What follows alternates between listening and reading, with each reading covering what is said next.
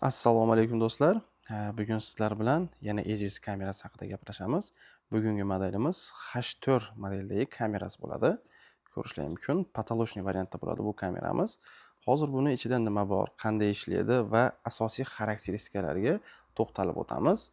Sizlar kanalga obuna bo'ling, like va kommentariyada o'z fikringizni qoldirish esingizdan chiqmasin. Mana boshladik. Bismillah.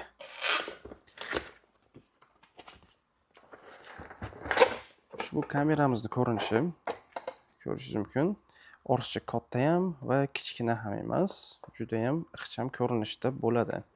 Va buni ichidan yana chiqadi qotirish uchun kerak bo'ladigan moslamalari va blok pitaniyasi va o'zini ma'lumotlari kamera haqidagi qo'llanmalari deyiladi. Xo'p, blok pitaniyamiz 220 elektr tarmog'iga bemalol ulaysiz buni. Va bu 12 volt 1 amperda bo'ladi. Kamerani iste'moli esa 12 watt bo'ladi. Kameramizni xarakteristikalariga keladigan bo'lsak, kameramiz 3 megapikselda 2K razresheniyada bo'ladi. Kameramizda ikkita LED chiroqlari bor, tunda rangli tasvirga olib berish uchun va infraqizil chiroqlari ham bor bu yerda. Umniy rejim deydi. Xohlasangiz tunda rangli tasvirga olib qo'yib qo'ysangiz bo'ladi yokida черно-белый tasvirda olib berish mumkin yokida umniy rejimi bor. Odam kelganda yoki transportni ko'rganda rangli tasvirga olib beradi. Kameramizda ikkita mikrofon bilan jihozlangan bo'ladi bu kameramiz va dinamikalari mavjud bo'ladi. Telefonga ulab olgan taqdiringizda bemalol kamerani oldida odam bilan gaplashsangiz bo'ladi. Ikkita mikrofoni bizga nimani beradi desangiz, bu ovozni ancha tiniqroq eshitilishiga yordam beradi va ancha atrofdagi shovqinlarni ham yutish imkoniyatiga ega bo'ladi. Kameramizda harakat detektori mavjud bo'ladi. Kameramizda endi plus tomonlari bo'lgandan keyin buni minus ham bor. Bu nimada deydigan bo'lsangiz, bu kameramiz antivandalniy emas, ya'ni korpusi plastmassadan iborat bo'ladi.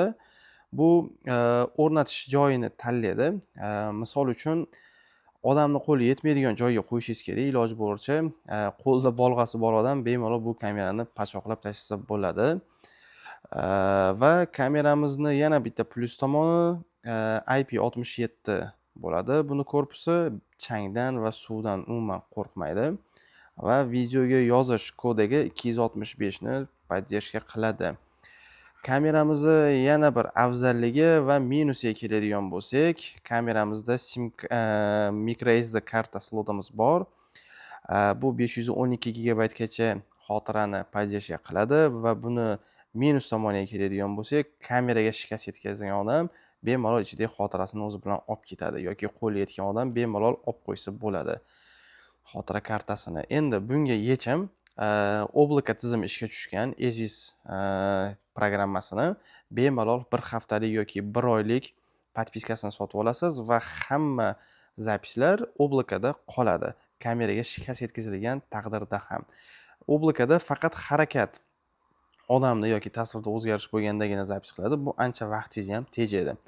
Xo'p, kameramiz korpusi plastikdan edik. Buni qo'llanish joyi xonani ichki qismi uchun, asosan podyezdlar uchun bu juda ayni muddao bo'ladi.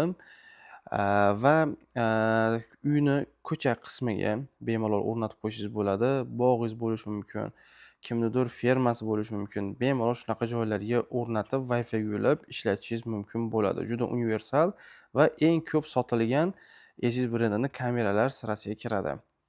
Juda ham zo'r qilib ishlangan.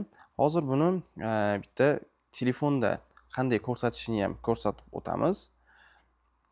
EZVIS programmasiga kirib olamiz va mana ko'rsatishi juda ham tiniq.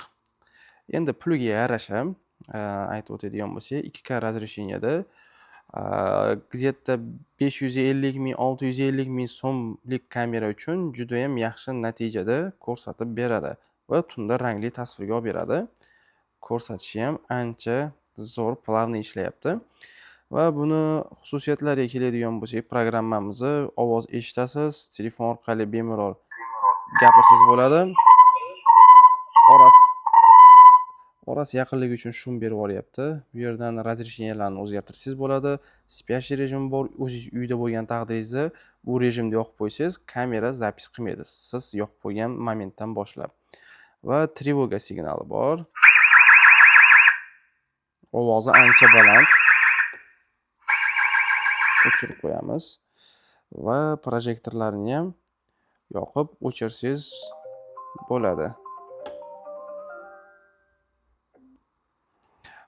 Shunaqa holatda. Kimga shunaqa sifatli kameralar kerak bo'lsa, pastda raqamlarni qoldiramiz. Bizga murojaat qilishingiz mumkin. O'zbekiston bo'ylab dastavka xizmatlarimiz ham mavjud. Sog' bo'linglar, salomat bo'linglar.